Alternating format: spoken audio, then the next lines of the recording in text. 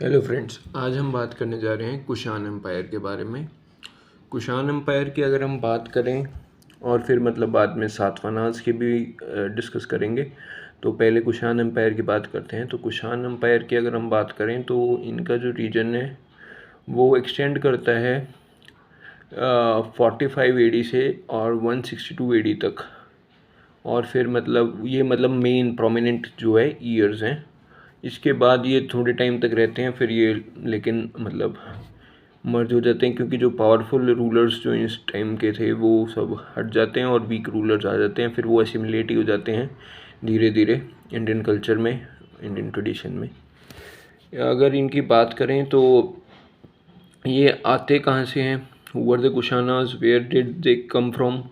तो कुशानाज जो हैं वो कहते हैं कि मंगोलॉयड ओरिजिन के हैं, और जो इनका लोकेशन है कि कहाँ से आते हैं ये, तो प्रेजेंट टाइम के जो अफ़गानिस्तान हिंदू कुश रीजन जो था पहले, और अब के टाइम का अफ़गानिस्तान, उज़्बेकिस्तान वगैरह जो साइड है, उस साइड से ये आते हैं। और अर्ली कुशान्स कौन थे जो इधर आए थे इंडिया में और जिन्होंने यहाँ पे रूल किया था, तो उनमें आते हैं कुजुला कैडफिसिस के लोग, और कुजुला कैडफिसिस और वीमा कैडफिसिस।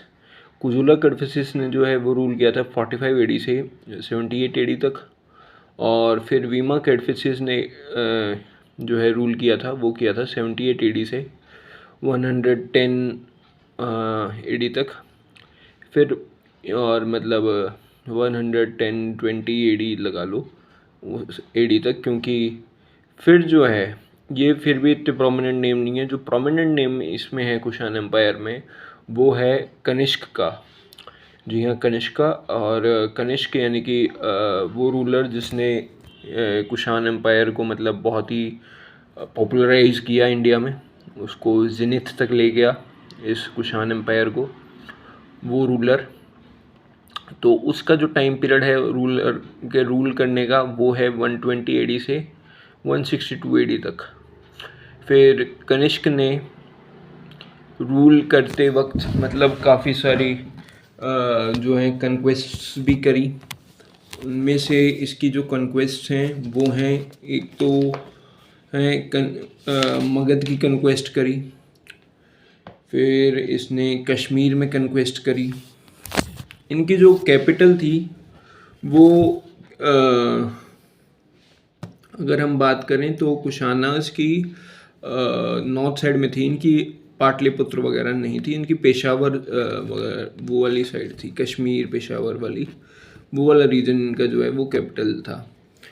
फिर अगर हम बात करें कश्मीर में करी, और वॉर अगेंस्ट इन्होंने साकाज के अगेंस्ट इन्होंने वॉर करी, चाइना के अगेंस्ट भी इन्होंने वॉर करी। इनका जो एम्पायर की अगर हम एक्सटेंट की बात करें कि कहाँ तक फैला हुआ था, स्प्रेड कहाँ तक था उनका रीजन, तो वो स्प्रेड था Afghanistan, Balochistan, Bactria, Kashgar, Khotan, Bokaro, Kashgar, north west in Sindh, Banaras, Pataliputra, Ujjain, Malwa, और यहाँ तक एक्सटेंड था इनका एम्पायर। और इनकी जो कैपिटल थी वो पेशावर थी, जैसे कि मैंने आपको पहले ही बताया। फिर अगर हम बात करें कि कनिष्क की जो डेथ हुई वो हुई 162 AD में। उसके बाद धीरे धीरे ये जो है वो या तो एसिमिलेट हो गए या फिर ये चले गए यहाँ से, इंडियन ट्रेडिशन में ही एसिमिलेट हो गए, सनातन धर्म में ही ये एसिमिलेट होते गए। फिर इनकी बात करें अगर कनिष्क की, तो बात की जाए तो इन्होंने ही फोर्थ बुद्धिस्ट काउंसिल जो है वो ऑर्गेनाइज करवाई थी कश्मीर में। और बुद्धिज़्म के ये काफ़ी वो हुए थे, इंक्लाइन हुए थे बुद्धिज़्म के तरफ, रिलीजन की तरफ। और जो है अश्वघोष और अग्निमित्र, वासुमित्र, नागार्जुन वगैरह ये सब वहाँ पे प्रेजेंट हुए थे जब ये बुद्धिस्ट काउंसिल करवाई थी। फिर इन्होंने उस कॉन्फ्रेंस में ये कहा गया था कि नेसेसरी रिफॉर्म होने चाहिए बुद्धिज़्म में, और प्रीचिंग होनी चाहिए लिटरेचर की, कंस्ट्रक्शन ऑफ बुद्धिस्ट विहारास बनाने चाहिए, आर्ट की प्रीचिंग होनी चाहिए, फॉरेन मिशंस पे भेजना चाहिए। तो फॉरेन मिशंस के लिए ही जब भी भिक्षुओं को भेजा जाता था चाइना, जापान, मतलब जो साउथ ईस्ट एशिया है और जो आपका ईस्ट एशिया है, उस साइड में मतलब बुद्धिज़्म का आप ग्रोथ देखते हो, वो इसलिए इसी टाइम पीरियड से देखते हो कि बुद्धिज़्म की ग्रोथ कितनी ज़्यादा फॉरेन में भी होने लगी। ना सिर्फ साउथ एशिया में ही नहीं, मतलब साउथ ईस्ट एशिया में भी, ईस्ट एशिया में भी, मतलब पूरे एशिया रीजन में काफ़ी ग्रोथ हुई इस टाइम पे बुद्धिज़्म की। श्रीलंका भी गए, म्यांमार भी, चाइना, जापान वगैरह, मतलब पूरा एक्सटेंड हुआ इनका जो है बुद्धिज़्म का रिलीजन जो है इस टाइम काफ़ी पॉपुलर हुआ। फिर जो है चरक जो फिजिशियन थे फेमस, वो भी इसी टाइम पे आए। फिर आर्ट की अगर हम बात करें कनिष्क के रीजन की, कैसी आर्ट थी, तो गांधार स्कूल ऑफ आर्ट में जो बुद्ध का स्टैचू है, या जो मथुरा आर्ट में जो स्टैचू है बुद्धिज़्म का, वो सारा इसी टाइम पीरियड में हुआ। न्यू सिटीज़ की फाउंडेशन हुई, जैसे कि कनिष्कपुरा, जो कि मॉडर्न कश्मीर के बारामूला जो है रीजन, वो इन्होंने ही एस्टेब्लिश की। फिर सिरसुख जो कि तक्षशिला के नज़दीक है, उनकी इन्होंने ही करी। और ये काफ़ी अच्छी बिल्डिंग्स और विहारा से डेकोरेट की गई थी उस टाइम पीरियड में। फिर कॉइन्स जो हैं वो भी काफ़ी डेवलप हुए इस टाइम पीरियड में, कनिष्क के टाइम पीरियड में। मोहर वगैरह लगनी शुरू हुई, कॉपर कॉइन्स वगैरह यूज होने लगे, कॉइन्स मतलब काफ़ी फैले इस टाइम पीरियड में। फिर महायान बुद्धिज़्म का जो है वो बॉर्न कहा जाता है, मतलब कि महायान बुद्धिज़्म जो है वो बॉर्न हुआ, मतलब चेंज लाना चाहते थे जो बुद्धिस्ट में, वो चेंज इस टाइम पीरियड में देखने को मिला। फिर अगर हम बात करें कि ग्रीक्स का भी इन्फ्लुएंस था,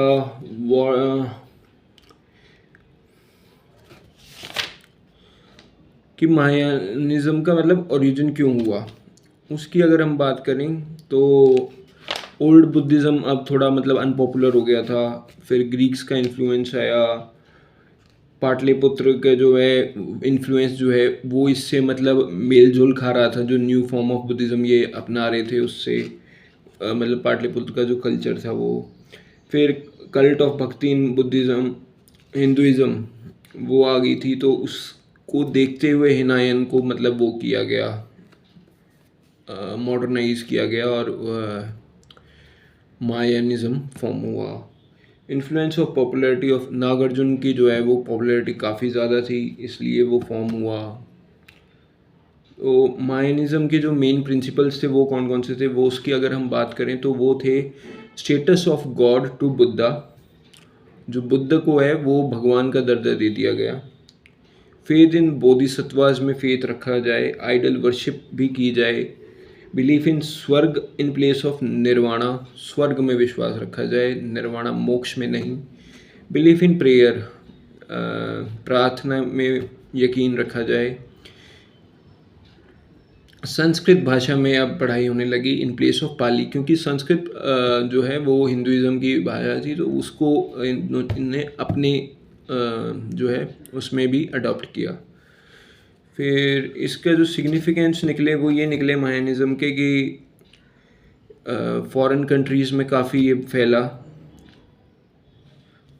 एक बार फिर से बुद्धिज़्म काफ़ी पॉपुलर हुआ।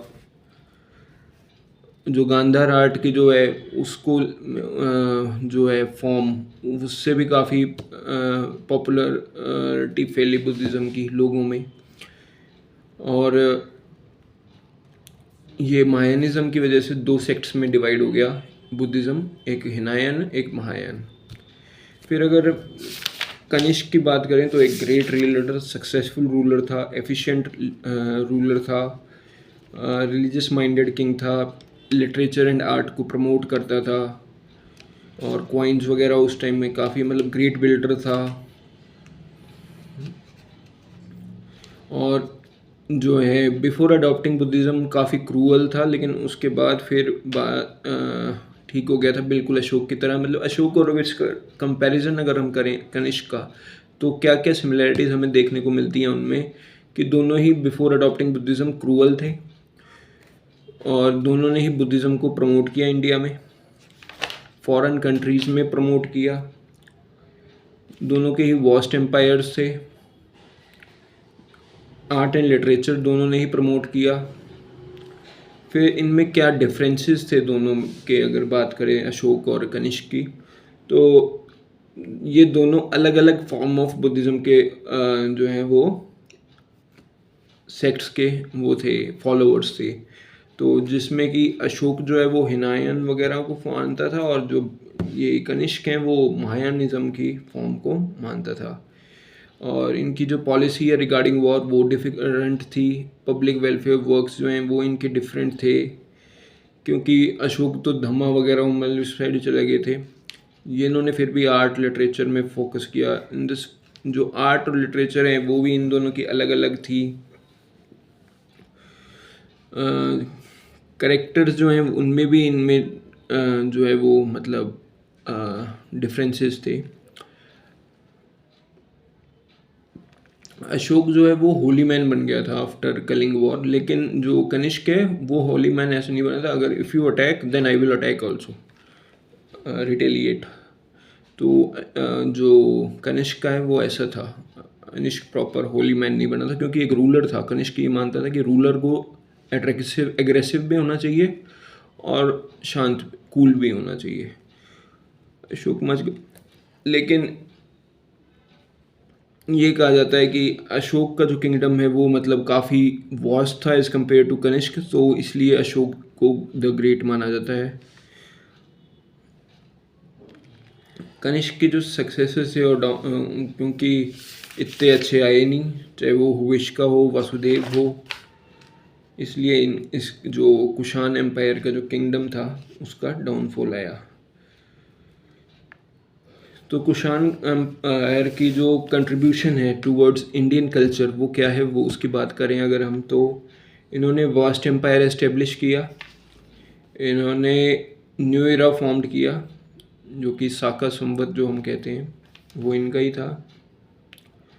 फिर ओरिजिन ऑफ किंगशिप की जो बात करें कि theory of divine of kingship, वो इन्होंने मतलब बताया कि भाई किंग को कैसे सम्मान देना चाहिए। क्षत्रपा सिस्टम ऑफ एडमिनिस्ट्रेशन इन्होंने बनाया कि वही कि divide there system in rule into provinces वगैरह में। एफिशिएंसी कैवलरी में मतलब कैसे एफिशिएंट रहो, आर्किटेक्चर एंड स्कल्पचर डेवलपमेंट के लिए, क्राफ्ट एंड टेक्नोलॉजी डेवलपमेंट के लिए, स्प्रेड ऑफ बुद्धिज़्म के लिए, ट्रेड के लिए डेवलपमेंट की, ड्रेस पे इन्फ्लुएंस इनका, इंडियन कल्चर को अब्रॉड तक स्प्रेड करने के लिए। तो इन सब में कनिष्क का और मतलब कुषाण एम्पायर का जो है वो इंडिया कल्चर में रोल रहा। तो ये बात है कुषाण्स की एंड देयर एम्पायर की। अगर हम बात करें अब सातवाहनास की, तो ये मतलब इनको मतलब अपर कास्ट के ही थे ये, या ब्राह्मण्स या फिर ब्राह्मण्स ही थे आई थिंक, क्षत्रियस तो नहीं थे। एंड महाराष्ट्र रीजन जो है वहाँ ये रूल करते थे। यहाँ मतलब इनकी कैपिटल वगैरह थी महाराष्ट्र में। फिर जो अर्ली इनके मतलब फाउंडर कौन थे, वो थे सिम्युका जो है वो सातवाहनास के फाउंडर थे।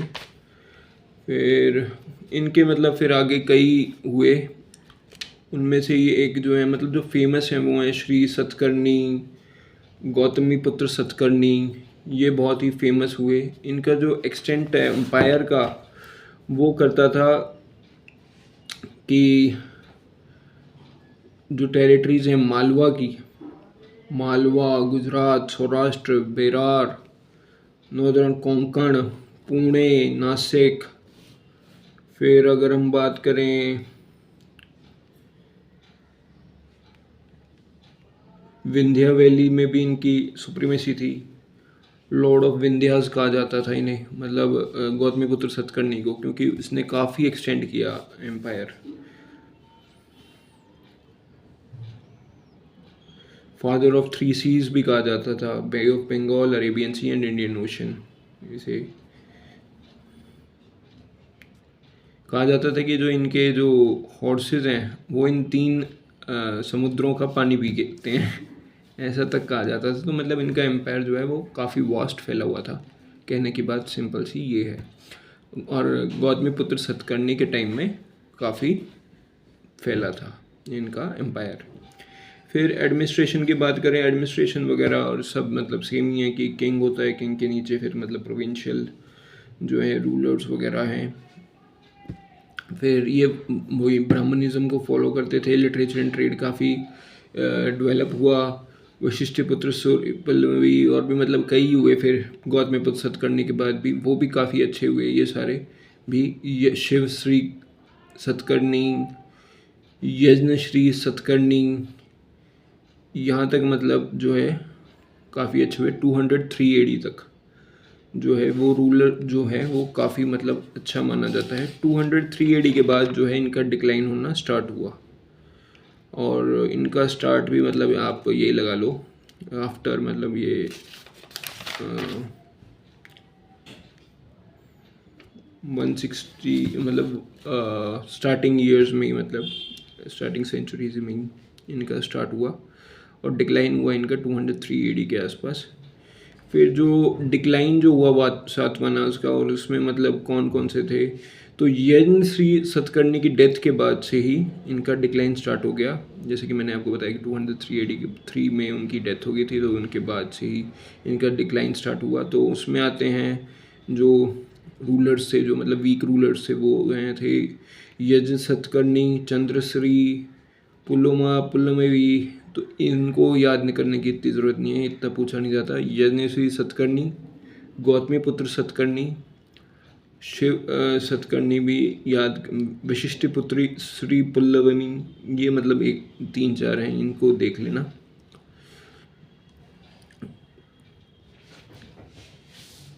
तो ये पूछ लिए जाते हैं फिर भी। फिर बात करें अगर कंट्रीब्यूशन की सातवाहनास की, तो ये एक तो यही है कि इन्होंने ग्रेट रूलर्स जो हैं वो थे इनके टाइम पे, जैसे कि गौतमीपुत्र सतकर्णी, वशिष्ठपुत्र श्री पल्लवमी, यज्ञ श्री सतकर्णी। और जो है इन्होंने मतलब क्रश कर दी थी पावर ऑफ फॉरेनर्स की, जैसे कि लाइक साकाज की, यवनाज की, पहलवाज की इन वेस्टर्न इंडिया। और इनके पीरियड में एक्स्ट्रॉर्डिनरी डेवलपमेंट हुई ट्रेड एंड कॉमर्स की। थर्ड की बात करें अगर सातवाहना रूलर्स की, तो ये लिबरल रिलीजियस पॉलिसी जो है वो अपनाते थे। मतलब वो नहीं थे ये इंटॉलरेंट वगैरह नहीं थे, जैसे कि औरंगजेब को कहा जाता है। फिर लिबरल ग्रांट्स वगैरह दे दिया करते थे, रेवेन्यू फ्री लैंड्स दे दिया करते थे अगर मतलब अच्छा नहीं हुआ मौसम में, मतलब अगर बारिश बुरिश नहीं आई तो फ्री लैंड ग्रांट्स दे दिया करते थे। तो अच्छे रिलेशंस हुए थे नॉर्थ इंडिया और साउथ इंडिया के इनके टाइम पीरियड में, क्योंकि ये मध्य मतलब सेंट्रल एरिया में आ जाते हैं ना, मध्य प्रदेश और मतलब महाराष्ट्र वगैरह वाली जो साइड है वो। तो इसलिए जो है अच्छे रिलेशंस इन्होंने बनाए नॉर्थ इंडिया और साउथ इंडिया के बीच में। जो वेस्टर्न घाट की जो सिटीज़ हैं वो काफ़ी इम्पॉर्टेंट हुई इनके टाइम पीरियड में, जैसे कि वो जो है इम्पोर्टेंट सेंटर्स बने आर्ट, रिलीजन के, ट्रेड, कल्चर के, इन सब चीज़ों के। तो ये सब है। फ्यूडल लॉर्ड्स वगैरह तो खैर होते ही हैं।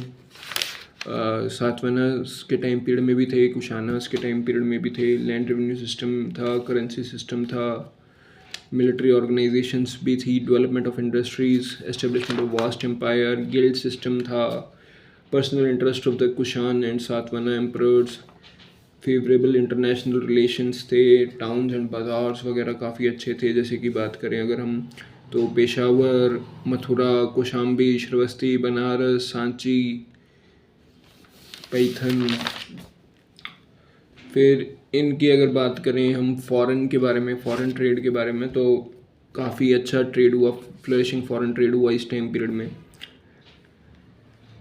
फिर जो है एक्सपोर्ट किए जाते थे आइटम्स काफ़ी, और वो थे जो मेन आर्टिकल्स जो एक्सपोर्ट होते थे, वो थे cotton, silk, precious stones, diamonds, pearls, Ivory, sugar, spices, blankets, timber, copper, paints, James, मलमल जो कहते हैं, मुस्लिन जिसे बोलते हैं ना, जो बांग्लादेश में मतलब काफ़ी पॉपुलर था वो, क्योंकि बांग्लादेश भी पहले तो इंडिया का ही पार्ट था, तो इसलिए मलमल काफ़ी पॉपुलर।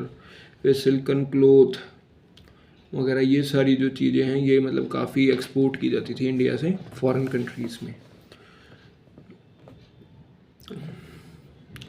तो ये सब है कि कुषाण एम्पायर के बारे में, कुषाण एम्पायर में सबसे इम्पोर्टेंट रूलर कनिष्क के बारे में, और फिर सातवाहनास के बारे में। सातवाहना एम्पायर में सबसे इम्पोर्टेंट रूलर यज्ञश्री सतकर्णी, गौतमीपुत्र सतकर्णी, उनके बारे में।